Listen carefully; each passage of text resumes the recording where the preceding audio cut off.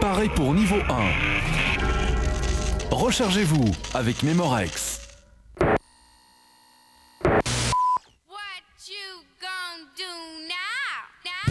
Bonjour, c'est Cybercafé. Cette semaine, on se trouve à l'exposition Computer Love qui se tiendra jusqu'au 27 novembre ici à la Maison de la Bellone à Bruxelles. Exposition qu'on va vous faire visiter un petit peu plus tard dans cette émission.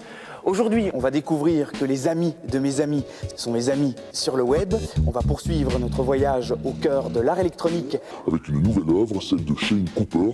Et puis, on va parler de design, de graphisme, de couleurs, de concerts même, et bien évidemment de jeux. Mais tout cela, bien sûr, après le générique.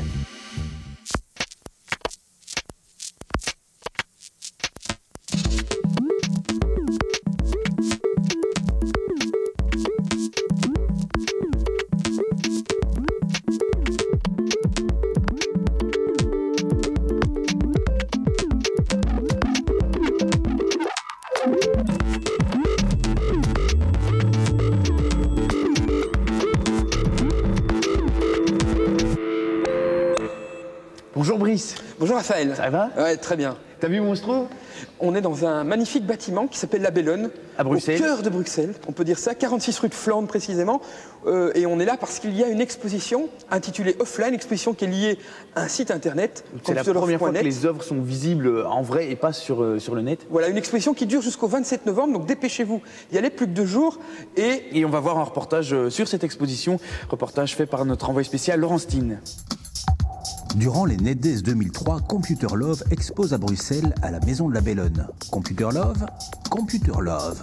Computer Love, c'est une plateforme en ligne qui permet aux designers graphiques de montrer leurs travaux ou aux amateurs de designers graphiques de se tenir au courant en découvrant les travaux de designers qui les ont mis sur le site. Et on propose aussi l'actualité du secteur. Un site en ligne donc, sorte de banque de données de graphic designers à travers la planète, dont on peut voir quelques travaux dans cette exposition. Cette expo, c'est ./offline, c'est une International Graphic Design Exhibition. Une expo où on peut donc voir les travaux de plusieurs graphic designers, des objets, mais aussi une bonne heure de motion design.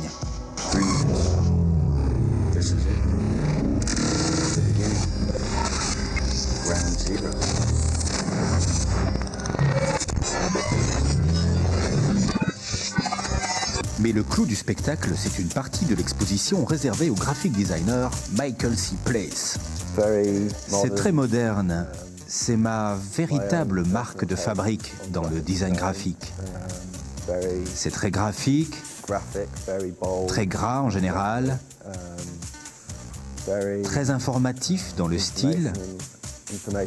Oui, très gras, très grand.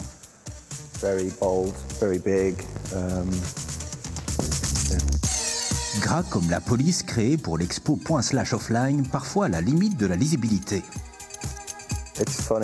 C'est amusant, je regardais le travail que j'ai fait pour cette exposition. Et pour moi, c'est parfaitement lisible, car c'est mon design. Mais quand on le regarde de loin, cela ressemble presque à un langage extraterrestre. Vous devez vraiment faire un effort pour le lire. Et c'est ce que j'aime personnellement. J'aime l'idée que quelqu'un va s'asseoir devant mon design. Vous ne recevez pas directement le sens, vous devez travailler un peu, décoder, faire un effort pour lire les choses.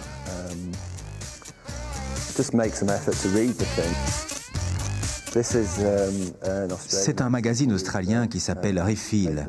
Ils m'ont employé, et ceci est le premier numéro, et ils m'ont employé pour faire la couverture en 5 parties. Ceci est la couverture, et ensuite, j'aime montrer les différents composants de la couverture. Je montre la typographie en entier, comment la couverture est composée, c'est presque comme un mode d'emploi de style. C'est une sorte de magazine graffiti, donc je montre des objets que vous pouvez taguer, des voitures par exemple. Vous pouvez taguer sur un mur sans pour autant le faire dans la réalité. Ma sœur ne comprend pas, mais trouve ça très joli. Et je pense que c'est bien aussi, c'était le but de l'exposition, c'est de montrer à un public qui n'est pas spécialement amateur du design graphique que ça se passe, que ça existe, et que finalement c'est 99% visuel. Après le reste, on peut débattre sur tel pixel et telle ligne, mais avant tout c'est du visuel, c'est du plaisir. Et donc les feedbacks qu'on reçoit par rapport à l'expo, c'est ça, c'est les gens ont pris du plaisir, ont passé du bon temps à observer, à essayer de découvrir des formes et comprendre des textes. Et ce sont les principaux feedbacks qu'on reçoit. J'aime penser que mon travail est le graphic design, mais je l'approche presque comme un artiste approche une peinture ou une installation ou autre chose. J'ai beaucoup de chance que les gens qui m'emploient pour ce que je fais. Dès lors, je peux continuer à expérimenter et les gens semblent aimer cela. Et on ne m'a jamais dit « je le veux comme cela et pas autrement ». Ceci, c'est ma tasse. J'ai créé un nouveau type de design seulement pour cette tasse, et c'est ce que je fais généralement.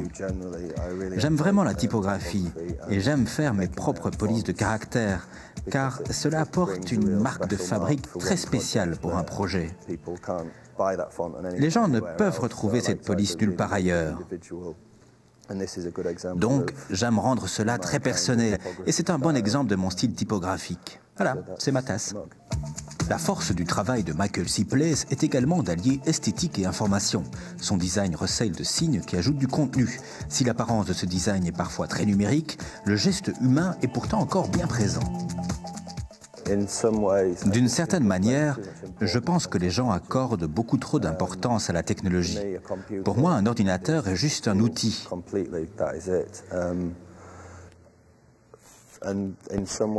Si j'ai pu faire un travail rempli d'émotions, c'est parce que je ne suis pas technique. Alors que beaucoup de gens pensent maintenant qu'il faut vraiment être très orienté technique pour produire et accordent parfois plus d'importance à la technique qu'au résultat lui-même. Donc, j'essaye d'utiliser l'ordinateur de manière normale et pas de manière trop avancée.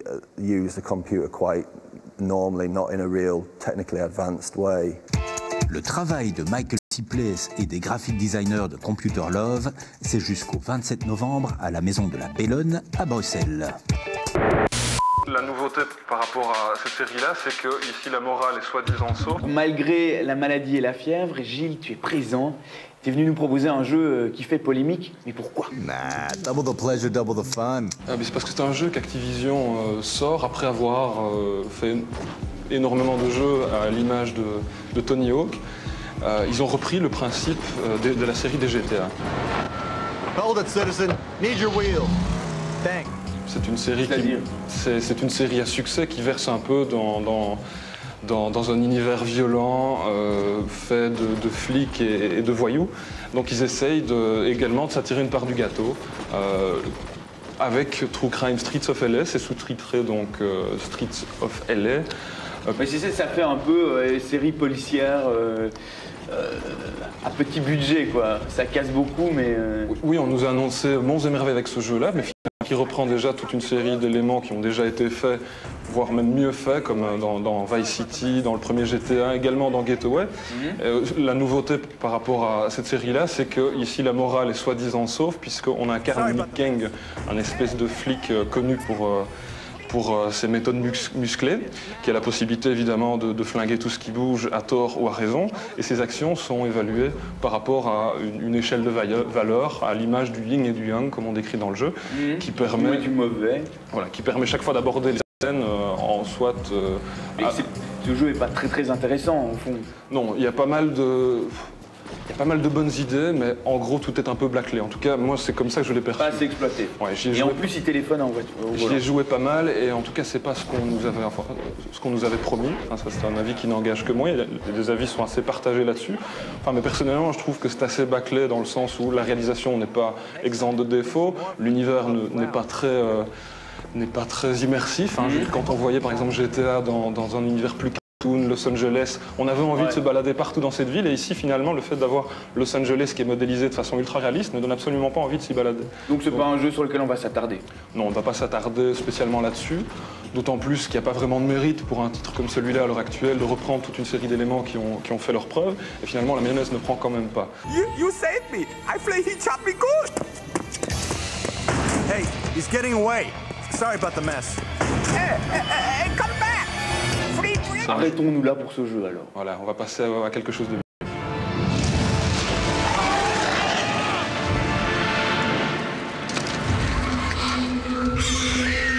On va passer du pas très bon au très très bon. De l'excellent même, avec The Lord of the Rings, le retour du roi.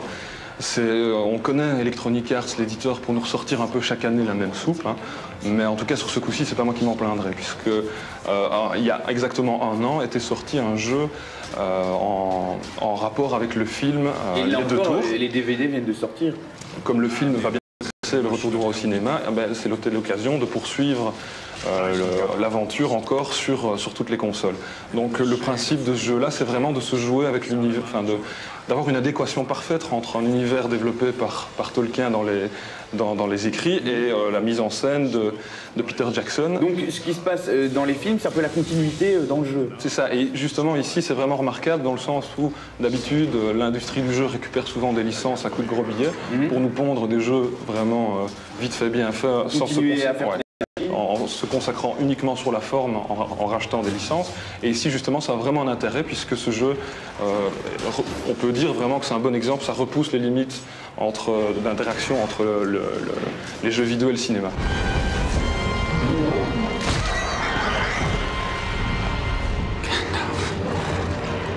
He arrives precisely when he needs to.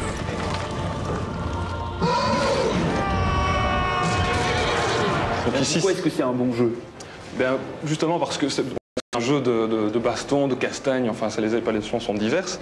On incarne les personnages qu'on connaît dans le film, puisque tout est à l'image du film. D'ailleurs, le jeu se joue également constamment de ça, puisque les missions qu'on va pouvoir aborder dans le jeu découlent celles qu'on retrouvait dans le film. Voilà, ça découle directement de celles du film. Donc c'est tout les scènes de combat, les grandes guerres épiques qu'on trouve dans le jeu se poursuivent maintenant dans le film, se poursuivent dans le jeu.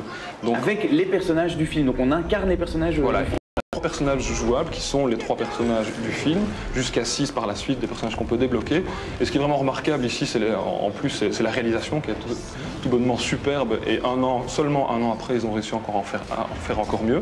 Surtout qu'il y avait pas mal de demandes des joueurs de pouvoir avoir un mode 2 joueurs ou de missions trop courtes. Et tout ça a été amélioré. Donc au final, ça donne vraiment un jeu excellent. Et par rapport au cinéma, est-ce que c'est les voix des personnages? Oui, puisque là, c'est vraiment un jeu qui a été développé en partenariat avec l'équipe du film. Donc les acteurs se sont prêtés à la modélisation. C'est vraiment remarquable. Et les gens qui ont conçu le jeu, ce sont les gens qui sont occupés des effets numériques sur le film ou non, ça c'est des équipes de développement qui sont propres à une équipe qui crée un jeu. Mais en tout cas, on peut dire que la frontière entre le jeu et le film est très faible, puisque souvent les images du film se transforment en images de jeu. Et ça donne un effet assez bluffant. Pour toi, c'est vraiment un jeu à retenir, un jeu que tu as adoré. Oui, bon, c'est clair que ça s'adresse à un type de joueur qui aime bien une action assez débridée et tournée vers les combats purs et durs. Mais en tout cas, la réalisation est tellement exempte de défauts que la magie opère une fois de plus. Donc voilà, avant la sortie du film, c'est l'occasion de rester dans l'ambiance et de découvrir peut-être ce que va donner ce film. Un moyen d'enlever totalement le spam de ma mailbox. Alors le vrai retour du roi, c'est maintenant, puisque Brice est de retour. Oui, en toute modestie, Raphaël, et je suis de retour pour vous parler d'un truc génial que j'ai découvert. Un moyen d'enlever totalement le spam de ma mailbox. Non. Raphaël, oui. Et j'imagine que tu reçois des courriers non sollicités? Je reçois des spams, mais chez Yahoo, ils les sélectionnent. Oui, il les met de côté. Ouais. Donc ça, c'est une technique qui existe pour le moment, c'est le filtrage, donc qui détecte des mots-clés dans les messages. C'est une certaine technique qui lui permet de mettre de côté les mails. Mais ça marche pas à tous les coups. Non, puisque c'est soi-disant des spams, mais il y en a des fois voilà, parfois se trompe, on appelle ça des false positifs, des faux positifs. Et donc parfois tu perds un message important. Et puis inversement, il y a de temps en temps des spams qui passent à travers. Oui. C'est des messages très courts avec une image. Bon, voilà. Donc ça marche pas très bien ce système de filtrage. Moi, j'ai trouvé qui marche à 100%. Jamais vous ne perdrez un message et jamais vous ne recevrez plus jamais un spam. Delete. Delete. Je n'en crois pas mes oreilles, qu'est-ce que c'est? Et voilà. Alors c'est la technique du whitelisting. Alors comment ça fonctionne? C'est très simple. Tu vas mettre tout ton adresse book, donc toutes les adresses d'email des gens que tu connais, avec lesquels tu corresponds, dans le serveur. Okay? En plus de ça, tu vas y rajouter les adresses des mailing lists. All right. All right, done. Les mailing lists, tu sais, c'est quand on s'abonne pour recevoir des mails d'information. Oui, de magazines ou autres. Eh ben, dans le serveur, tu vas rajouter ces adresses-là, en plus de ton adresse book, et tu vas rajouter aussi des noms de domaines entiers de gens dont tu veux recevoir les mails, par exemple Amazon ou Network Solutions ou Register.com, des gens, tu veux recevoir leurs mails, quelle que soit l'adresse qui t'écrit, parce que c'est important pour ton business ou pour ta vie. En quelque sorte, c'est toi qui tries à l'avance les gens dont tu acceptes le mail. les mails. All right, done. Cool. Now check your email box. Okay, there's an email from you. Let's see. Susie Jones here. Just this once, click the link below so I can receive your emails. You won't have to do this again, all right?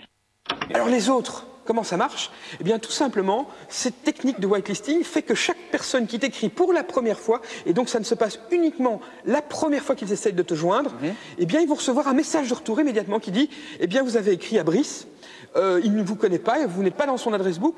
Pour prouver que vous êtes bien un humain et pas un logiciel de spamming ou une fausse adresse, cliquez ici. Oui. Cliquez ici, puis alors là, les techniques varient. Tu cliques sur un lien, puis répondre à une question ou de taper un chiffre qui est une image pour vérifier que tu es bien un humain et pas un logiciel qui automatiquement répond. À un millier de personnes. Tu comprends le principe? Just type the word you see into the box, hit enter, and you're done. Thanks, Susie Jones. Okay. Voilà, et donc de cette manière-là, on vérifie que la personne qui vous a écrit est bien un humain qui cherche à vous contacter. Il ne le fait qu'une seule fois, et puis l'avantage, c'est qu'une fois qu'il a fait ça, il est automatiquement mis dans votre adresse book, ce qui est très pratique. Alors il y a évidemment plein de services qui font ça. Il paraît que Hotmail a cette option payant du package MSN, mais il paraît aussi qu'ils vont le rendre obligatoire sur tous les comptes Hotmail. C'est en train de venir sur d'autres systèmes. Oui, si je me dis si Hotmail le fait, Yahoo va pas tarder à le faire. Mais si vous avez votre propre serveur, eh bien il y a un logiciel gratuit open source qui s'appelle Active Spam Killer. Vous trouverez l'adresse sur cybercafé.tv et vous pouvez l'installer sur votre serveur si c'est un serveur standard Linux et il s'occupera lui-même de cette gestion. Donc vous pouvez le faire sur votre propre serveur. Et puis si vous avez un compte mail POP ou IMAP chez un provider comme ou Tiscali ou n'importe quoi, ou sur votre entreprise, eh bien là, vous pouvez faire appel à un service qu'on appelle un ASP. Un ASP, eh bien, c'est un Application Service Provider. Donc c'est une entreprise qui va utiliser son propre serveur pour aller chercher votre courrier, le trier, vérifier que les gens sont dans l'adresse book, demander aux gens de valider qu'ils sont bien des humains, et puis te transmettre les mails. Donc là, c'est eux qui font le boulot à ta place. C'est leur serveur qui fait le boulot à ta place. Donc eux vont lire ton mail sur ton serveur, et toi tu lis ton mail chez eux. Donc le mail transite par chez eux en quelque sorte. Deux services. Le premier est très simple, très rapide, compatible avec la plupart des serveurs POP3, très efficace. Xavier S, notre co-animateur, utilise ça pour trier ses mails et il en est très content. Et moi, je vais vous parler du meilleur que j'ai évalué, c'est mailblocks.com. Je l'utilise depuis maintenant 3 semaines. Il y a un test 30 jours gratuit, après c'est $10 par an, donc c'est pas très cher. Vous pouvez stocker, il y a 2 packages, il y a un package à 15 mégas de mail et un autre à 100 mégas de mail, alors ça couvre les besoins de tout le monde. Alors, mailblocks.com est génial parce qu'il offre 3 fonctions. Il fait ça, le whitelisting, donc il trie les mails, il répond aux gens. Deuxième chose, il y a un webmail très bien foutu qui permet de gérer son adresse book, de gérer ses mails, auto-reply, enfin un super webmail. Et la troisième chose, c'est qu'il offre un accès en IMAP. C'est-à-dire que si votre courrier, vous le lisez dans un logiciel comme Outlook, Entourage, Mail, Eudora, eh bien vous allez pouvoir vous connecter au serveur de Mailblocks, qui est un serveur IMAP dans lequel vous pourrez lire vos mails tout à fait normalement, comme vous le feriez d'un provider. Mais en plus, vous avez le webmail et en plus, vous le tri des adresses et des mails inopportuns. Génial, mailblocks.com, fini le spam, plus jamais et jamais d'erreur. Et alors, ce qui est rigolo, c'est quelqu'un qui t'écrit, eh bien, il a immédiatement un feedback et une réponse.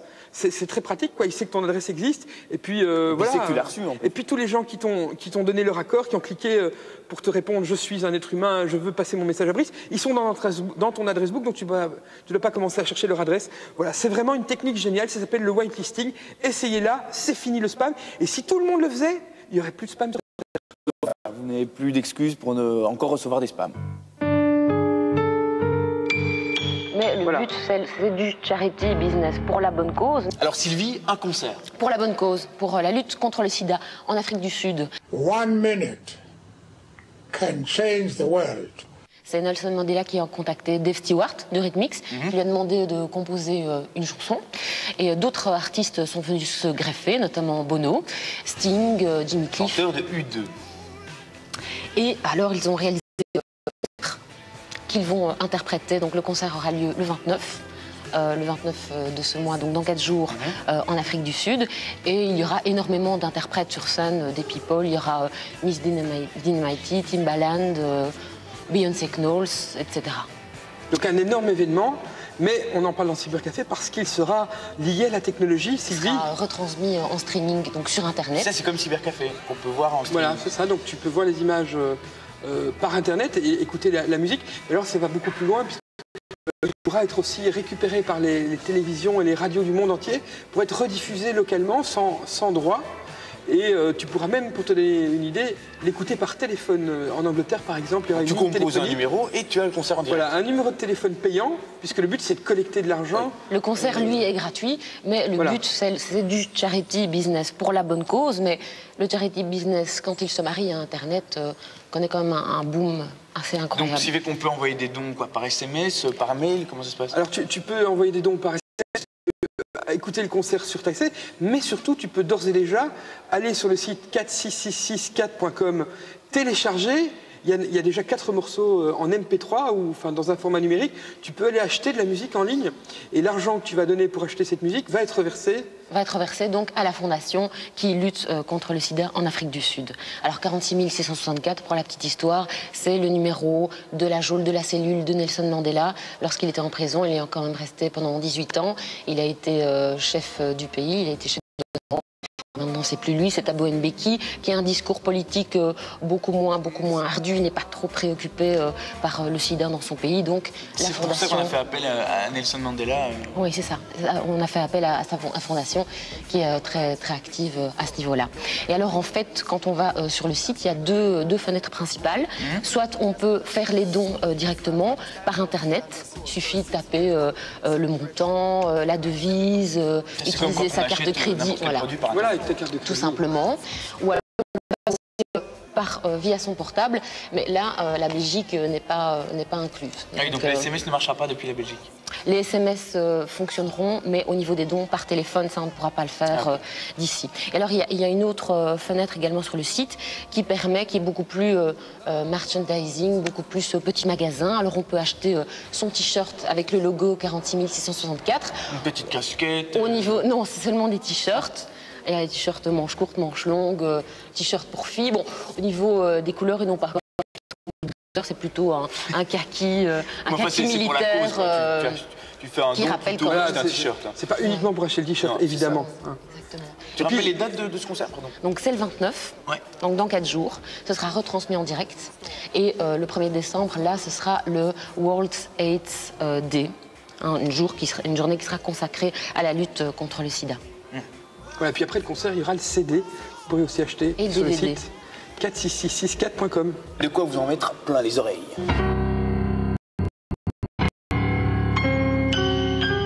Je vais pouvoir faire connaissance avec les amis de mes amis. Brice, des nouvelles de geeks? Alors, je vais faire des amis. Voilà, non, je vais te parler en fait d'une tendance qui s'appelle le social networking.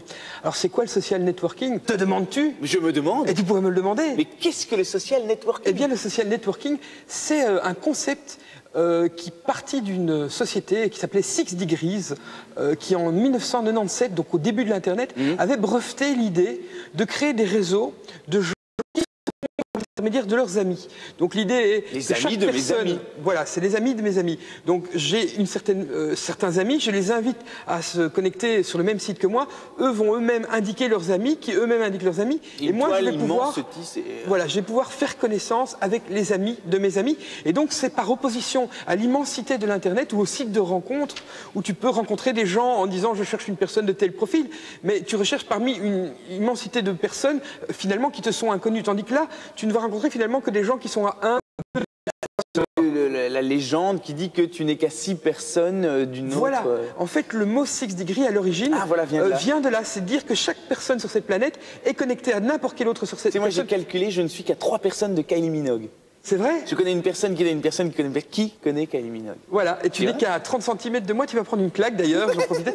Alors, non mais, donc le social networking, c'est un mouvement très important. Alors, la société qui avait inventé ce concept, elle a disparu, elle a fait faillite dans le boom de l'Internet, et son brevet est tombé dans le domaine public, puis il a été racheté par une société. Il y a 2 ans, une société est réapparue qui a créé un site qui s'appelle everyonesconnected.com qui appliquait le même principe. Tu pouvais t'enregistrer et puis mettre la liste de tes amis et puis eux-mêmes recevaient des invitations et ainsi de suite. La transmettre et ainsi de suite. Mais la killing ID, c'est Friendster. Friendster qui est aujourd'hui le plus gros site de social networking aux États-Unis, qu'il a eu. L'idée, c'est la photo.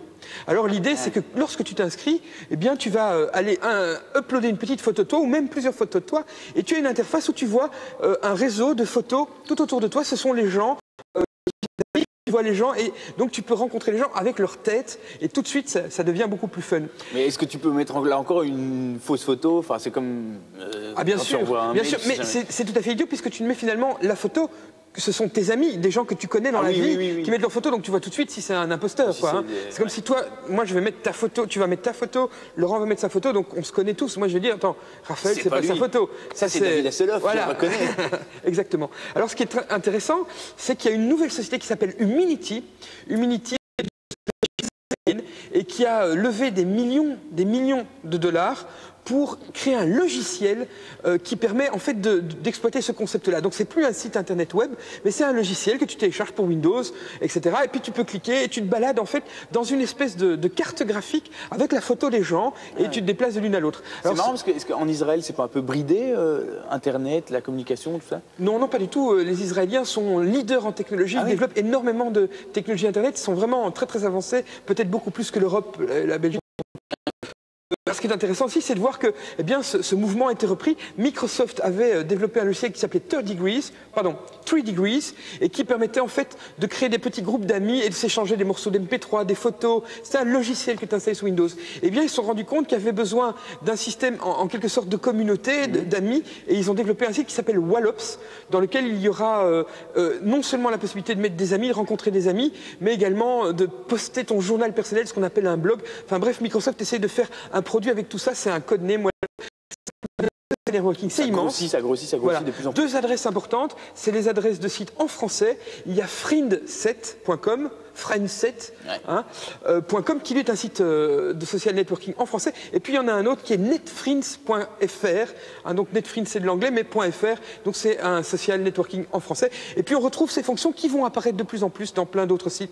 Rendez-vous, etc., etc. Voilà. Donc le social networking, ça va exploser. Nous, on se retrouve après la publicité avec des jeux, de la technologie et des sites décalés. Pareil pour niveau 1. Rechargez-vous avec Memorex. 80% des Belges n'ont pas d'internet rapide, accédant trop lentement à la connaissance, à l'info, au loisir. Il est temps que ça change. Tiscali ADSL. En ce moment, 29,5 € par mois pendant 1 an. 0800 300 00. Oh papa, il dort, mais peut se réveiller à tout moment. Avance ton pion jusqu'au frigo. Mais attention, si tu le réveilles, tu retournes à la case départ. Papa a le sommeil léger, alors surtout, ne fais pas de bruit. Réveille pas papa de Tommy.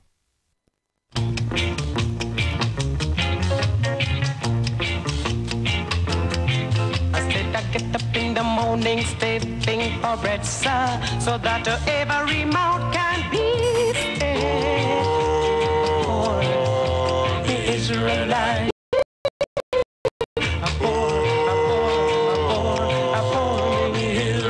Nouveau, demi-caféine de Dweckberg. Tout le plaisir du café, toute la journée.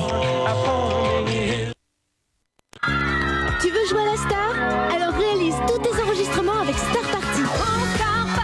C'est toi la star. Mix, enregistre ta musique et rythme tes effets. Star Party, c'est toi la star. Et avec le micro Star Party, donne de l'effet à ta voix. C'est Star Party.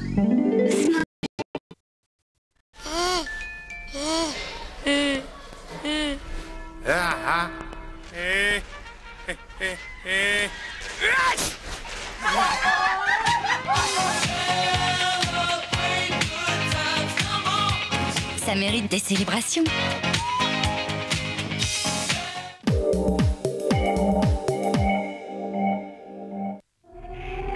Paré pour niveau 1. Rechargez-vous avec Memorex. Nous revoici, mais on va repartir dans notre voyage dans l'art électronique vers Karlsruhe, en Allemagne, au ZKM, qui est... Le Center for Kunst and Media. Ah, j'aime bien cet accent. Ouais. Il me le fait chaque fois. Et on va retrouver Bernard Serex, qui va nous présenter une œuvre étonnante. On regarde le reportage.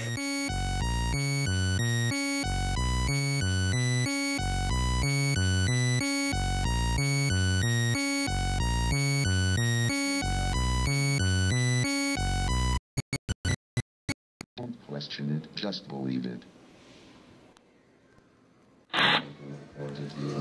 Identified the same men as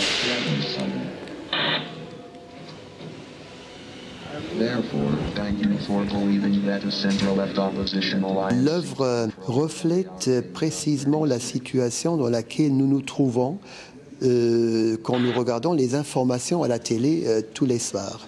Donc cette œuvre se base sur les informations qu'on peut recevoir de la part des comptes d'agences.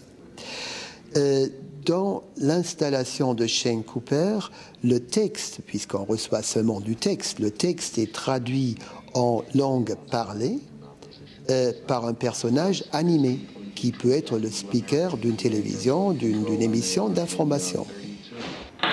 Don't question it, just believe it. And it is absolutely true that an Islamic party set up a camp blessed by Algeria's devastating earthquake and handed out food and water, showing itself ready to fill the vacuum of aid distribution left by the government.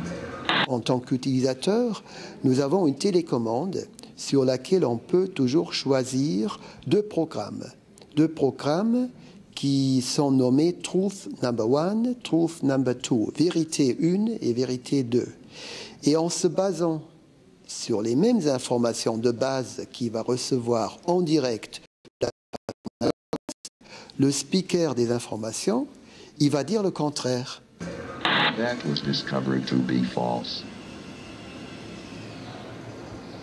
In addition, another untruth is that an Islamic party set up a camp Tuesday for people left homeless by Algeria's devastating earthquake and handed out food and water.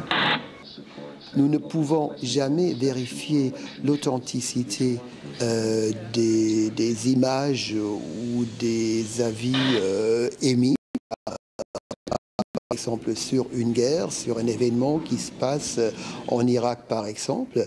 On pourrait tout de suite aussi dire le contraire et personne ne pourrait savoir ce qui est la vérité. Est-ce qu'il existe une vérité dans les informations ou est-ce que l'information à la télé sert tout simplement des intérêts précis de différents partis? Actually, that is easily conceivable, isn't it? La dernière émission, on avait vu une œuvre électronique où tu interagissais avec un personnage. Dans les jeux vidéo aujourd'hui, et bien là, de la même manière, cette œuvre est devenue quelque chose de réellement diffusé, puisqu'en Angleterre, il y a une présentatrice virtuelle qui s'appelle Anna Nova. Tu en as peut-être déjà entendu parler, donc un personnage, une femme, en image synthèse, et qui va lire en fait les textes des services de presse, et qui va les lire, et voilà, comme c'était une speakerine virtuelle, sauf qu'il n'y a pas toute la dimension de réalité, deux réalités différentes, etc. Elle retransmet simplement l'info, et c'est amusant de voir qu'une œuvre d'art est devenue quelque chose de réel, vraiment diffusé. Ça fait un peu penser au film avec Al Pacino, Simone. Oui, c'est vrai, c'est vrai. Sauf que Simone, c'est de la fiction. Tandis que là, c'est vraiment, il y a vraiment une speakerine virtuelle, quoi. Qui parle. Incroyable, non?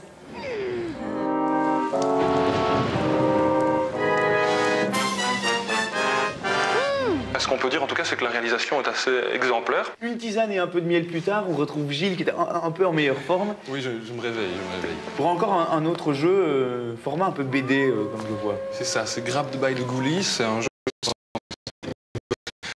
par des gens qui étaient avant, qui ont fait la gloire de la Nintendo 64, ils sont un peu passés dans le camp adverse. Alors ça a fait la déception de bon nombre de fans. Donc ce jeu-là est assez entendu au tournant, puisque c'est un peu un changement de philosophie, mais finalement, on retrouve en tout cas tout ce qui a fait le succès des jeux développés par l'éditeur.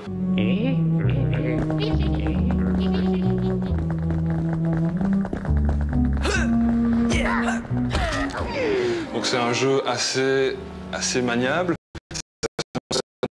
assez basique. Hein. C'est un peu un univers qui me fait penser à Beetlejuice.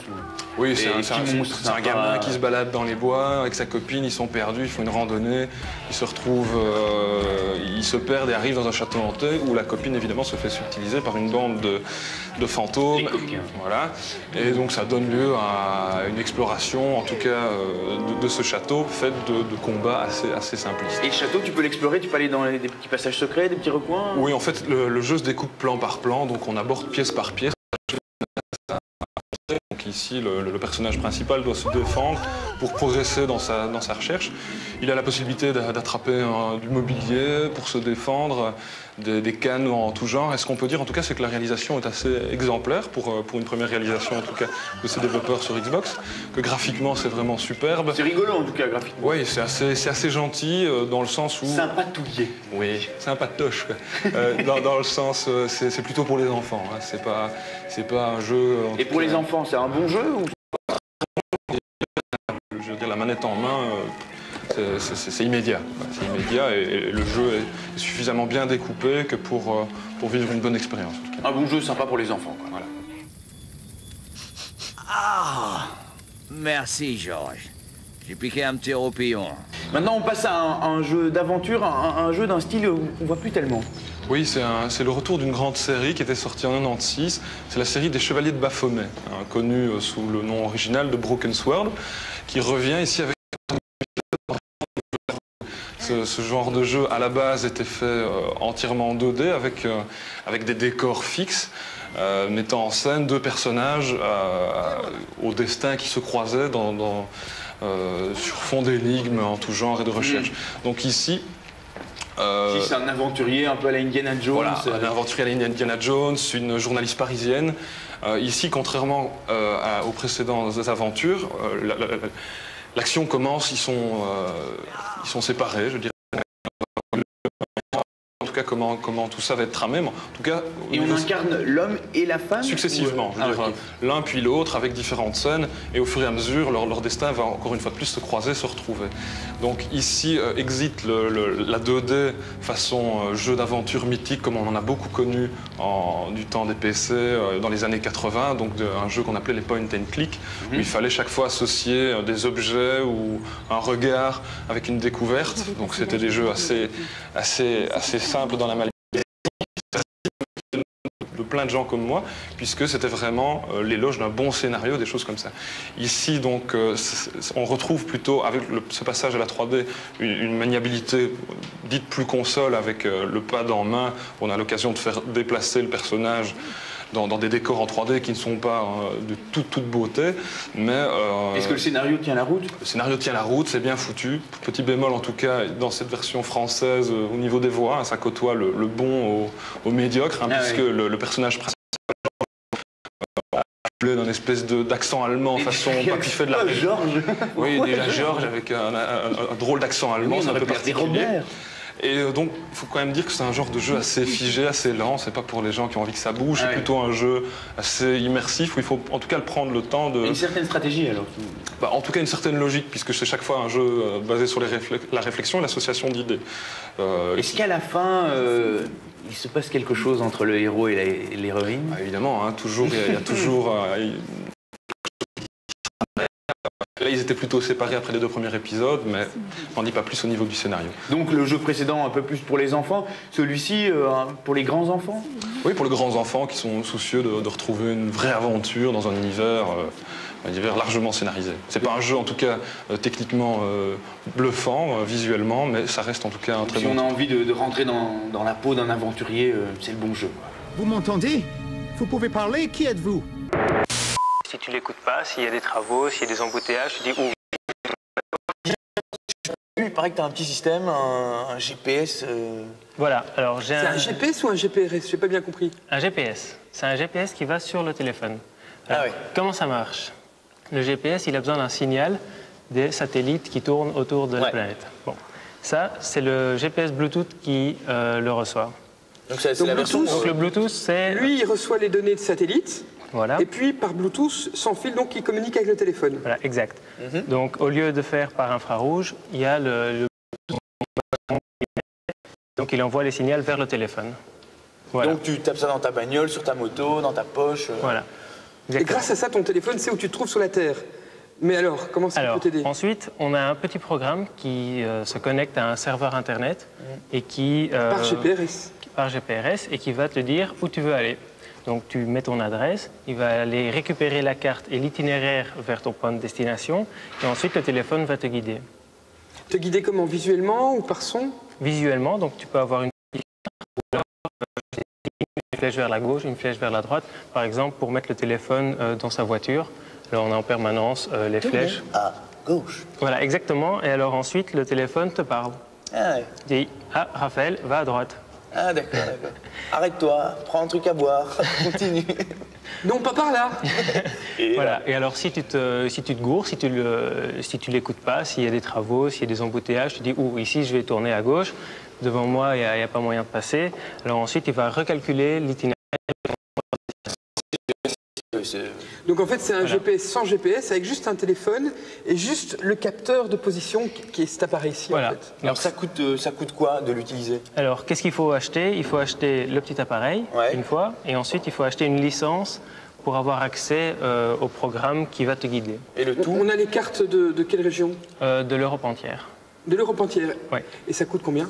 Alors le pack de base coûte 499 €. Et ensuite, ça coûte 99 € pour 149 € pour l'Europe entière. Et avec ça, il faut avoir le bon téléphone. Tout à fait. Et ça, tu as un forfait, tu l'utilises autant de fois que tu veux? Oui. Il faut le bon téléphone et un abonnement GPRS. Également. Ce qui coûte encore 25 € par mois. Voilà. Ah oui. Okay. Et ce qui est amusant, c'est que en fait, cette technologie-là met en œuvre plein de technologies sans fil en même temps, puisque tu as une connexion satellite captée par le GPS, première connexion sans fil. Ensuite, les données du GPS sont transmises au téléphone par Bluetooth, deuxième technologie sans fil. Ensuite, ton GSM va communiquer par GPRS. Et puis tu m'as dit aussi qu'il recevait de temps en temps des données par SMS. Voilà. Donc réseau, c'est incroyable de voir le mélange. Sans fil. Et en plus, tu le regardes avec tes yeux et la connexion entre la rétine et le téléphone et les oreilles. Sans fil. Ah oui, c'est incroyable.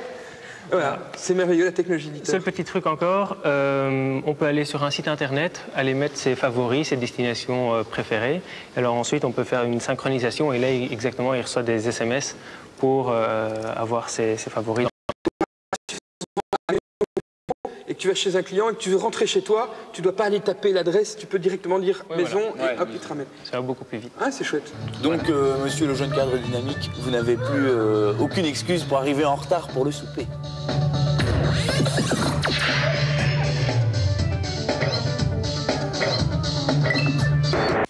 T'as les chiottes d'un côté et puis le rouleau qui est juste derrière la porte, quoi. Olivier, tu es avec nous pour nous parler de bad design alors qu'on est dans du beau design ici. Toutes ces choses, tous ces objets de la vie courante qui ont des défauts de conception au niveau du design. Voilà, voilà, tu vas avoir un frigo superbe et la poignée, ils ont été la mettre à l'arrière du frigo, par exemple, tu vois. Ah oui. Il y a un truc horrible, c'est les presse-fruits où quand tu presses, t'en fous partout parce que ça a été mal conçu. Voilà, voilà. Mais ça, c'est celui de Stark, ça, c'est pour ça. Il est beau, mais tu sais pas presser en fruits avec ça. Enfin, en fait, tu sais, hein, mais il faut avoir le truc. L'exemple type, c'est la conception de ce paquebot. La petite salle de bain, voilà, super chic, la petite salle de bain où tu as les chiottes d'un côté et puis le rouleau qui est juste derrière la porte, quoi. Ah oui, le rouleau de papier, voilà, c'est vraiment bad design. Voilà, c'est bad design complet. Quand tu veux te sécher les mains, c'est à l'opposé du lavabo. Voilà, exactement. Des trucs sympas. Donc tu as toutes sortes d'objets qui sont référencés un jour après l'autre. Bon, lui, il est américain à la base, donc le webmaster de ce site, et il connaissait pas du tout tu sais, quand tu achètes une pâte à tarte, enfin peu importe, une pâte dentifrice ou autre, tu as le bouchon. Petite pointe qui permet de desserrer. Tu retournes le bouchon pour faire le trou. Visiblement aux États-Unis, c'est pas courant, donc voilà, il en parle dans son site et il dit bah merde, j'en ai foutu partout parce que j'appuie comme un chameau sur le tube et ça a pété partout. Je suis sorti de la cabine de l'avion, j'avais plein de. Aux États-Unis, ils vendent un clou, tu vois, avec le dentifrice. Le marteau, le truc. Non mais en fait, le dentifrice, c'est un des exemples de bad design. Voilà. On a tous passé 10 ans de notre vie, mais c'est vrai, à essayer de récupérer les gouttes de dentifrice dans le tube, et maintenant ils font des tubes bien en plastique, beaucoup plus faciles. Alors le design est laid, mais C'est aussi important, je crois qu'il faut pouvoir trouver, tu vois, la bonne concordance des couleurs. Les accords de couleurs, c'est une science en fait. Hein. C'est carrément une science, il y a des bouquins là-dessus, il y a des théories, on décompose la couleur de plusieurs méthodes, de plusieurs façons, on l'exprime pour pouvoir faire des accords. C'est toute une science. D'ailleurs, et on parle de la roue chromatique qui permet, en fait, donc tu as un cercle qui ressemble un peu finalement à une fleur avec des pétales, et donc tu as l'ensemble des couleurs qui se retrouvent autour de cette roue, et puis si tu veux, les couleurs opposées s'accordent ensemble. ChromoWeb, on peut effectivement télécharger une roue de base et donc travailler avec Photoshop sur les nuances, les teintes, etc. et finalement trouver la bonne concordance de couleurs. Parce qu'effectivement, le regard va être choqué ou va plutôt s'accoutumer à... C'est-à-dire qu'il y a des vibrations, une couleur et une autre, elles peuvent vibrer. Par exemple, si tu écris en rouge sur un fond vert, c'est illisible, tu vois, parce qu'il va y avoir une... Non mais c'est vrai. On appelle ça le cancer des yeux. Hein, mais alors sur ChromoWeb, ce qui est génial, c'est qu'il y a aussi des gammes. Hein, il te suggère des gammes de couleurs. Pour habiller ton site web, par exemple, si tu veux choisir des couleurs... Ça peut faire naître des émotions, de choisir telle couleur avec telle autre couleur. Tout à fait, parfois ça peut... toutes sortes d'émotions. Raphaël fait appel à un souvenir d'un layout de site pour Cybercafé que j'ai reçu, qui est un des premiers trucs où j'ai failli tomber de ma chaise tellement c'était violemment moche, tu vois. Et donc, les accords de couleurs, ça peut générer des émotions, effectivement. Exactement. Et aussi, un autre sujet important lorsqu'on développe soi-même son propre site, c'est d'utiliser des fonds sympas. Ouais, des chouettes typos, des problème de pouvoir en trouver, souvent elles sont payantes, etc. Souvent on retrouve les mêmes, et là c'est... Voilà. Et tu retrouves les mêmes typos pour des trucs complètement différents, t'en as marre de les voir. Voilà, tout le monde a les mêmes polices dans son ordinateur quand on l'installe. Par défaut, effectivement. Et alors, par défaut, alors donc tout le monde utilise ces polices-là, mais la typographie, et c'est pas Frédéric Delafaye qui donc est à l'origine de cette exposition offline où nous sommes à la Bellone, qui va me contredire, puisque c'est un typographe à la base. Exactement. Et la police et la typographie, c'est un univers graphique invraisemblable. Il y a même des écoles uniquement de typographie à la... C'est remarquable, tout à fait. La voir un petit peu de loin. Ouais, c'est une typo de Michael Place, qui est un des graphistes de chez Designer Republic, et donc il a créé ces typos pour l'événement, et donc c'est un peu dommage de se limiter au Times, à Helvetia, au Verdana de Windows. D'où Dafont, d'où le site qui offre plus de 3000 fontes différentes à télécharger pour Mac ou pour PC. Et alors juste... C'est gratuit ? C'est totalement gratuit. J'en ai téléchargé. Non, j'y suis arrivé. Et Raphaël, mais... J'étais dans les trucs techno et j'ai trouvé des trucs sympas. Il y a même des femmes à poil. Oui, une police de caractère avec des petites femmes nues.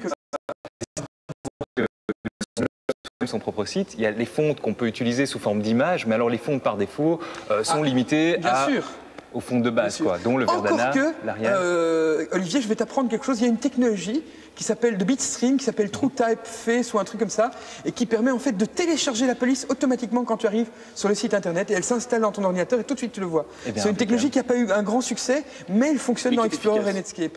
Et elle marche, mais bon, les gens ne l'utilisent pas beaucoup. J'ai envie de dire, dans le fond, c'est un bon... Dit et écrit dans la typo de mon choix, rendez-vous. Oui, Raphaël, rendez-vous, puisque tu sais que c'est en ce moment les Net Days. Donc j'espère que vous avez eu l'occasion de voir quelques expositions. Il nous reste ça dure encore quelques jours, et donc il nous reste 2 événements, je trouve, assez incontournables à voir. Alors jusqu'au 6 décembre, il y a à l'ISELP, et c'est gratuit, un dispositif interactif avec des vidéos. Alors il y a 2 œuvres, il y a La mémoire du miroir, une installation d'Alexandre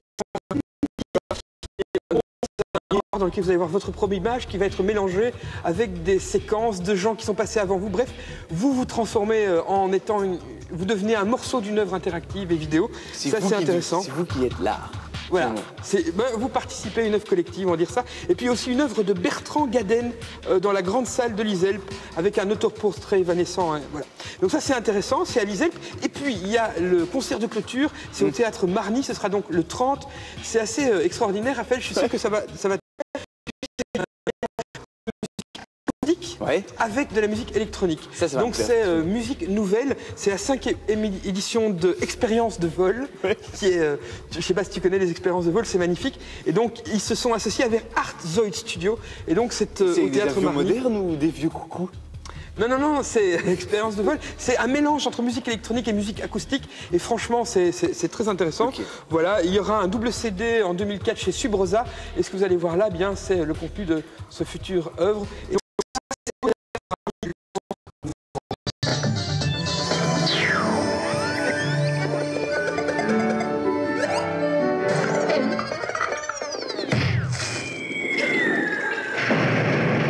L'émission touche à sa fin. Mais comme d'habitude, on repart pas les mains vides. C'est la séquence des cadeaux, Raphaël, parce que, attention, parce que c'est le même, il y en a plein. Alors tout d'abord, nous aurons un abonnement et le modem ADSL, un abonnement 3 mois gratuit à l'ADSL avec le modem offert par Tiscali. Aujourd'hui, bon anniversaire. Deuxièmement, nous aurons offert par Photohall. Tu sais que Photohall, c'est toujours des super cadeaux. Alors, cette semaine, on aura un appareil photo numérique, Raphaël, voilà. Que je te le donne. Donc, c'est le Konica Minolta d'image X20, appareil photo numérique. Tout à fait merveilleux. Et en plus, il est offert avec ce que tu as posé à côté de toi, c'est le GP Powerbank. Alors c'est un truc, en 30 minutes, tu charges des batteries qui durent, des piles qui durent 2 fois plus longtemps que les piles traditionnelles. Et en plus, c'est écologique parce que ça t'évite de jeter des piles dans la poubelle à chaque fois que tu fais des photos. Tout à fait. Elodie. Elodie, voilà. Et puis, nous aurons en fait des jeux vidéo. Alors là, c'est déferlement de jeux vidéo. Il est fou de jeux vidéo. C'est la folie. Alors, nous aurons tout d'abord, tu te souviens de Docs Live la semaine passée? Eh bien, nous aurons 5 paquets Docs Live avec le jeu pour la PS2 et le porte-clés Docs Live, la classe totale. Dommage qu'il n'y ait pas la petite gamelle dans laquelle Gilles prend désormais ses repas. Malheureusement, non, il n'y aura pas la gamelle, mais il y aura déjà le jeu pour PS2, mot de passe. Isabelle, on va rester dans les noms. Voilà, et puis nous aurons 5 exemplaires du Seigneur des... C'est jaune 2 uniquement. Et puis là, il y aura un mot de passe, Maude. Allons-y. Voilà. Et puis enfin, dernier jeu, Les Chevaliers de Baphomet, le manuscrit de Voynich. Ce jeu, je t'avoue, je ne le connais pas. On aura 5 exemplaires, 2 pour PC, 2 pour PS2 et 1 pour Xbox. Donc il y en a pour tout le monde peut jouer. Voilà, et Raphaël, le mot de passe Maria. Voilà. Eh bien, c'est tout, Raphaël. C'est déferlement de cadeaux. À la semaine prochaine, voilà. Et on était à la Bellone, à l'exposition offline. Vous pouvez voir jusque encore 2 jours, 3 jours. Voilà.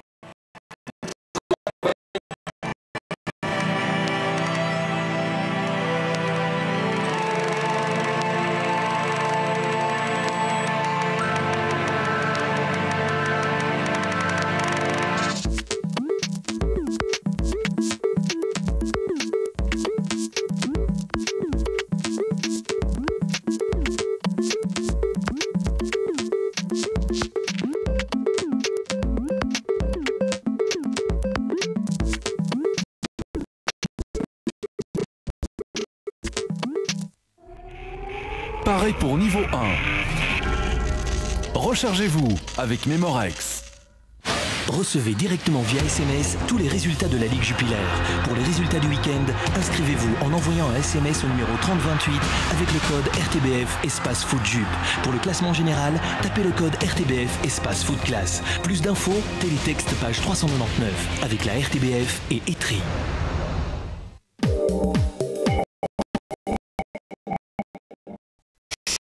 Surtout, réveille pas papa. Il dort, mais peut se réveiller à tout moment. Avance ton pion jusqu'au frigo. Mais attention, si tu le réveilles, tu retournes à la case départ. Papa a le sommeil léger, alors surtout, ne fais pas de bruit. Réveille pas papa de Tommy. Tu veux faire bouger tout le monde? Alors crée un rythme dance d'enfer avec Star Party Dancer. Chante avec le micro-casque sans fil. Danse et mixe sur tes musiques préférées. Et si tu veux encore plus de puissance, branche-toi sur ta hi-fi. Smoby. On part en Corse. Non, en Italie, c'est plus romantique. Allez, on fait une pause.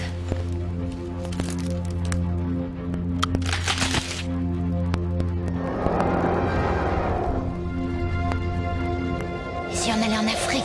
T'as raison, on va en Afrique. Mignonnette, on a tant à partager. Tous les Belges souhaitent un joyeux anniversaire à Côte d'Or.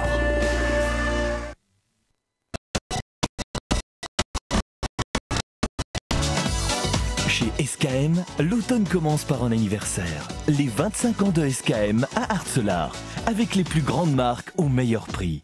Comme cadeau d'anniversaire, SKM vous offre 10% de réduction et participe à vos frais de déplacement.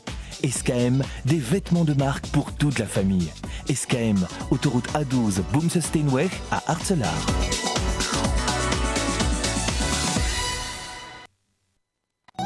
La Fondation internationale. Venez retrouver les enfants de Muse et des artistes internationaux pour un spectacle total mêlant musique, théâtre, danse et vidéo le mardi 9 décembre à 20h à Flagey. Info 02 641 10 20.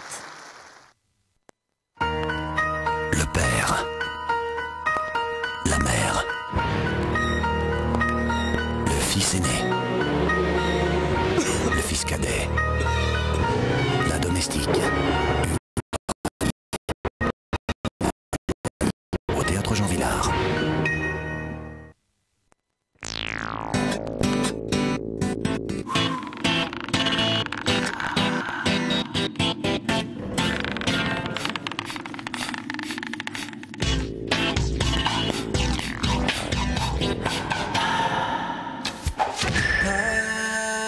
À quoi bon prendre des risques? Les bons d'État, la valeur sûre.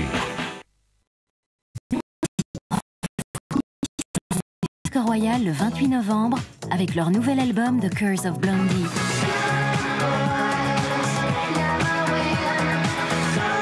Mais aussi leurs standards qui raviront les fans de la pulpeuse Debbie Harry. Une production du Botanique. Info botanique.be.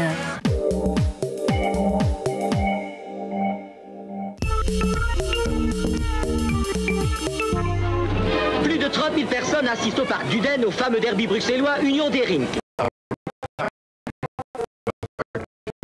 Jamais perdu. Membre de l'Union, je suis, et membre de l'Union, je reste. Pochonel. L'Union, ça représente pour moi une légende aujourd'hui. C'est l'histoire du Bruxelles à l'Union. Aucun club au monde n'a fait 60 matchs sans défaite. L'Union Saint-Gillois, c'est un souvenir très important de ma jeunesse. Revivez l'histoire d'un club qui fait toujours vibrer. L'Union qui sourit, mardi soir dans Société.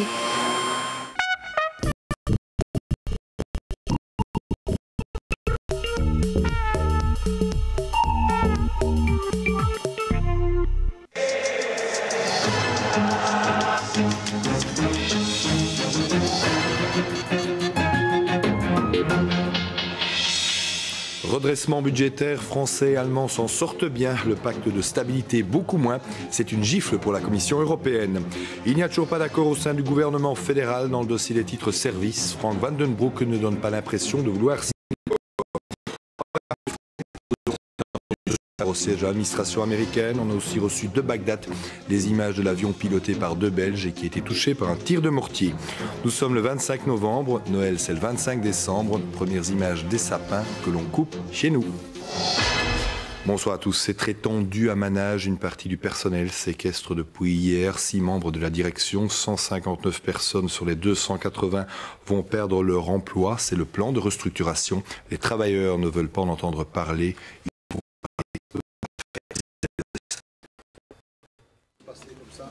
Le va-et-vient est incessant dans les couloirs de l'entreprise. Délégués syndicaux et direction se sont longuement entretenus. Un conciliateur jouait le rôle d'arbitre. Tous voulaient parvenir à débloquer la situation en vain. Ça bloque essentiellement sur le problème de la prépension à 50 ans. Oui. Donc la direction n'a pas de mandat du conseil d'administration de la société pour savoir tant qu'ils sont ici retenus dans les bureaux. Et manifestement, la direction reste sur sa position et la perche que nous avons tendue consistait à dire que si nous avions au moins un accord de principe, un respect de l'accord de principe plus exactement, sur l'abaissement de l'âge de la prépension à 50 ans, cela permettait pour nous d'aller devant les travailleurs et à ce moment-là pouvoir expliquer le fait que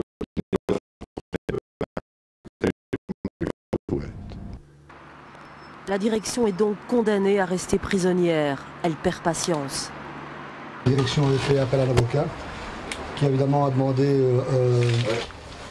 en référé donc la possibilité de libérer le site, qu'il y ait accès libre à l'intérieur et à l'extérieur.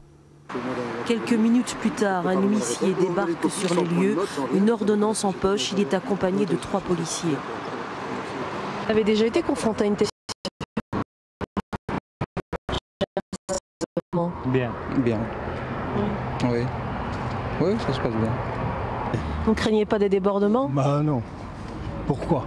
Vous en craignez, vous? Non. Pour l'instant, c'est toujours le statu quo. Le personnel bloque les portes de l'entreprise. La direction, elle, attend. Alors sur place, on retrouve en direct Malika Attar. Malika, est-ce que la situation se détend ou pas? Écoutez, non. Dans le sujet d'Isabelle, donc il y avait une ordonnance qui avait été rendue par le tribunal, mais sachez que cette ordonnance n'a pas encore été officiellement notifiée. Cela veut dire que les deux parties se ménagent encore une petite ouverture. À mes côtés, Manuel Moraïs. Manuel Moraïs fait en fait les allers-retours entre l'avocat de la direction et puis les travailleurs depuis toute la journée. Est-ce que vous pensez que la situation peut se débloquer ce soir? Non, je ne pense pas qu'elle pourra se débloquer ce soir. La situation est trop tendue.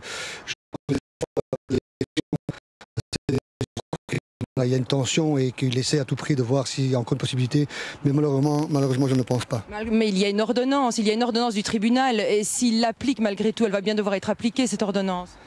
Qu'elle soit notifiée, c'est une chose, c'est appliquée. Celui qui décidera de l'appliquer prendra une lourde responsabilité. Ces gens-là sont livrés à eux-mêmes, ils sont victimes, ils sont pris en otage parce qu'on les a licenciés.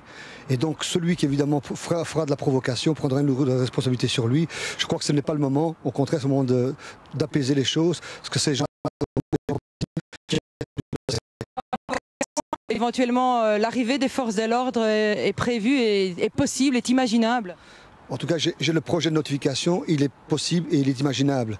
Mais j'espère que la folie de la société, en tout cas du groupe Ben Capital, n'ira pas jusqu'à là. Vous voyez, tout ici est encore possible. François, je vous rappelle qu'ici, 159 personnes perdent leur travail. Merci Malika. Chez nous à Bruxelles, mais cela concerne toute l'Europe, il faut parler de gifles à l'égard de la budgétaire très sévère. Ce ne sera pas le cas. La Commission est furieuse. Le pacte de stabilité n'a pas été respecté. Isabelle Eusen. Le ministre allemand des Finances était bien un des seuls à avoir le sourire ce matin. Et pour cause, son pays, comme la France, ne seront pas sanctionnés malgré leur dérapage budgétaire répété. C'est la seule solution raisonnable pour un pays qui fait de gros efforts et qui ne peut plus faire de coupes sombres dans le domaine social parce que ce ne... Terrible. L'art contemporain d'Anvers, il y a dans ce cadre-là une exposition intitulée Mutilation, qui repart des origines du vêtement ou du non-vêtement, des scarifications, des tatouages, etc. et qui parle de toutes les modifications du corps et comment le vêtement peut aussi modifier l'apparence et le corps. Alors autour de ça, il y a un artiste, Frank Tate, un artiste belge, qui a imaginé on lui a demandé d'imaginer quelque chose en virtuel, et donc il a imaginé l'installation s'appelle Avatar. Comment ça fonctionne? Vous vous retrouvez devant une énorme pièce en bois avec 3 chapeaux qui sont à l'entrée. Vous devez mettre un chapeau sur votre tête et puis vous devez pénétrer dans une petite pièce assez bas de plafond. Il y a 3 trous dans le plafond. Vous passez votre tête à travers le trou et vous commandez. Vous êtes face à des écrans. Comment on appelle ça dans les défilés de mode? La passerelle. La passerelle, voilà. Façon synchrone avec le personnage qui défile, le personnage virtuel qui est en train de défiler, qui fait son défilé de mode pour vous. Voilà.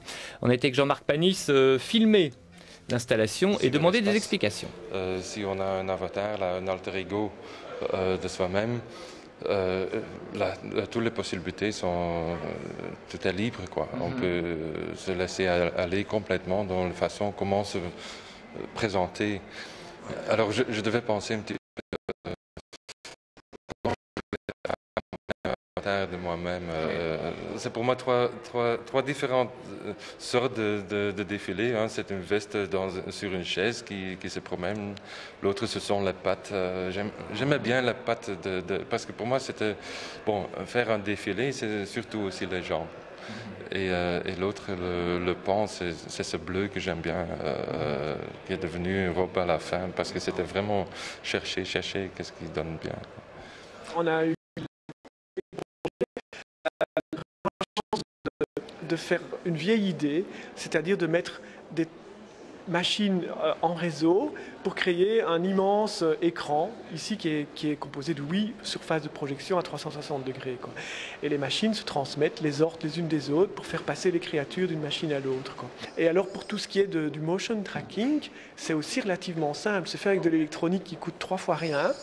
C'est fait, j'ai été acheter des caméras de surveillance proches de l'infrarouge. Tout vient de là avec des petits trucs, des petites résistances, des petites LED, des petites caméras. Le motion tracking, c'est quoi précisément? Donc c'est dans les chapeaux, il y a des petites diodes lumineuses qui émettent en lumière infrarouge. Et au plafond ici, il y a des caméras et qui sont sensibles à l'infrarouge. Et après, évidemment, il y a un logiciel qu'on a écrit qui analyse l'image de la caméra. C'est la première fois que tu travailles sur le support électronique 3D? C'est pas 3D, hein. Tout est 3D. Voilà. Alors, il faut que tu expliques comment ça fonctionne. Non, tout est fait en vidéo. Tout est filmé. Bon, j'ai mon studio chez moi-même et j'ai chipoté avec tous les effets pour arriver à certaines créatures que j'aimais bien comme présence. Et alors, c'est Magic Media qui a fait toute l'interactivité pendant des années de vidéos. Je dois dire que bon, il y a plusieurs effets sur les images qui sont 3D, mais 3D sur des images vidéo. Il y a tout un autre aspect qui est aussi plus compliqué, c'est qu'en fait les créatures que Franck a imaginées sont des créatures avec des comportements assez complexes. Elles marchent, elles courent, elles volent. Il y a à chaque fois des animations de transition.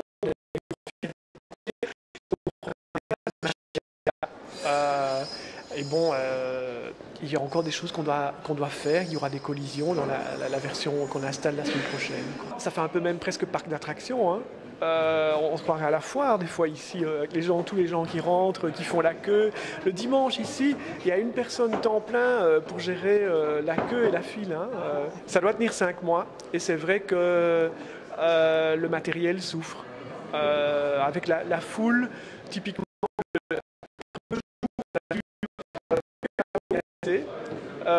tous les vidéoprojecteurs avaient été bougés, la construction, le truc là avait été arraché, hein, quelqu'un s'était accroché dessus, et les mousses qui sont autour avaient été arrachées, c'est pour ça que maintenant tu vois elles sont ligotées, le plafond avait bougé.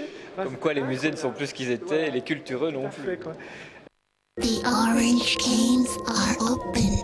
Orange.be. Voilà, donc vous avez d'art contemporain. Ils sont bien Magic Media. Hein. Ah oui, ils ont une énergie et ça dure depuis tellement longtemps, c'est incroyable. Ben oui. Et ils espèrent donc envoyer également cette installation au Japon et continuer. Et bien en dehors de ça, évidemment, vous pouvez visiter tout le reste de l'expo, vous apprendrez des choses sur la mode et sur le vêtement. Bien. Alors, il y a eu donc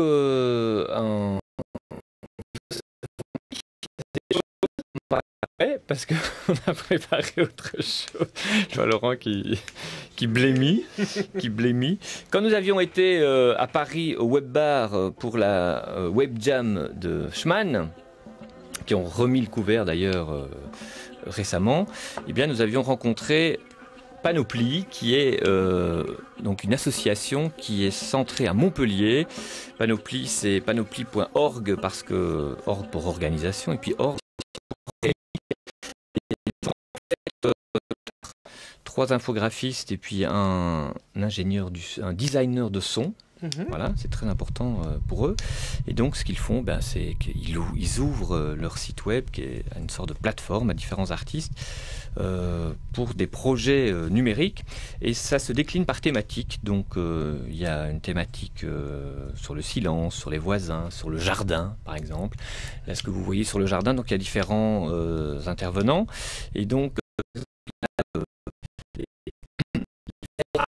où il faut aller sur la planète Mars, et alors l'histoire explique que pour aller sur la planète Mars ça met un certain temps et donc on ne peut pas prendre assez de réserves de bouffe et donc il faut soi-même cultiver ces petits légumes et donc le texte finit par un petit jeu où tu dois gérer le CO2 et l'eau, etc. pour savoir si tu vas arriver à atteindre ou non la planète Mars. C'est cyberculture.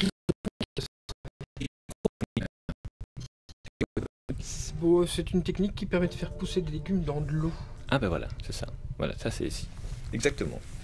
Alors il y a un autre collectif qui est français, qui s'appelle Gugusland, qui est également fait partie de cette thème du jardin. Et là c'est très beau, mais j'ai du mal à vous l'expliquer.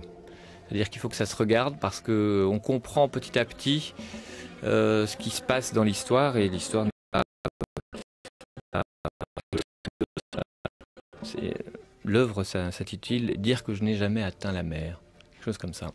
Voilà. Alors, dans la théma des voisins, on voyage dans un immeuble, et puis ils ont aussi des gens comme Christian Boltanski, par exemple, qui a travaillé avec eux, qui a donné une photo qu'on peut agrandir, etc.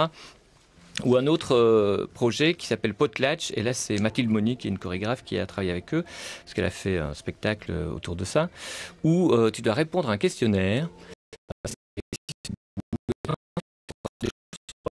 Et puis une fois que tu as voyagé aussi dans un appartement, dans différentes pièces, tu envoies ce questionnaire et on te met en relation avec quelqu'un qui est ton complément, si tu veux, ton complémentaire. Peut-être pas ton contraire, mais plutôt ton complémentaire, et qui va t'offrir un cadeau. Voilà.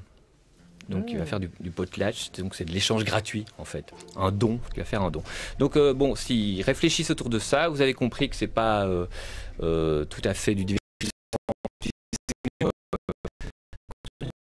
Consommation culturelle de masse, hein, c'est évidemment un petit peu réfléchi, et ça cherche des nouvelles pistes. Et donc à Paris, on avait rencontré Bruno Sampère, qui est un des initiateurs de Panoplie.org. Il nous parle de l'art numérique. Il n'aime pas tellement ce terme.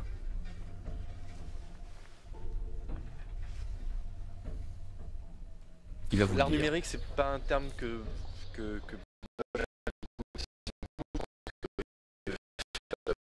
il y a une création contemporaine, quoi, quelle qu'elle soit, et elle s'empare des outils comme ça qui lui tombent un peu sous la main. Alors c'est vrai que les outils informatiques, justement dits numériques, permettent d'apporter des choses, mais vraiment quand on est un art comme ça, quand on est à la création vraiment, et le cloisonner, le ghettoiser comme ça dans l'idée d'art numérique, c'est vrai que c'est une idée en général que j'aime pas trop, quoi, qui rapporte souvent à une certaine forme de création, type Kraftwerk. On est en train un peu de digérer ça de la même façon que justement il y avait la musique purement électronique, Kraftwerk, et puis il y a des gens comme Björk qui sont arrivés en insufflant justement une poétique. Ce serait une sorte de deuxième génération qui arrive, quoi. Bah ouais, je pense que c'est une génération justement qui, ça c'est impensif ce que je vais dire, mais bon, qui a été nourrie à la télé, aux jeux vidéo, à plein de choses comme ça, une espèce de culture du zapping, et qui trouve justement dans ce médium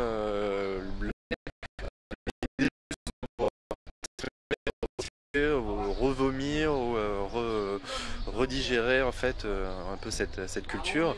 On a essayé un petit peu en bricolant plus ou moins de développer un moteur 3D en Flash, mais bon, ça c'est en fait symptomatique d'une réelle envie qu'on a d'aller de plus en plus vers une notion d'espace, vers le jeu vidéo, vers des formes telles qu'elles sont développées aujourd'hui dans le jeu vidéo, et qui sont à notre avis vraiment les formes de création de demain, quoi. Développement d'univers comme ça, de création autour de l'image, autour du son, et aussi autour d'autres ingrédients qui se sont greffés sur la création contemporaine, c'est-à-dire des recherches au niveau social, au niveau psychologique, au niveau de ce que certains appellent l'esthétique relationnelle. Donc c'est vrai que le jeu vidéo permettra de cristalliser un petit peu toutes ces formes-là de création et de les réconcilier un petit peu, quoi. Quel est le retour que vous avez de Panoplie? Est-ce que c'est un site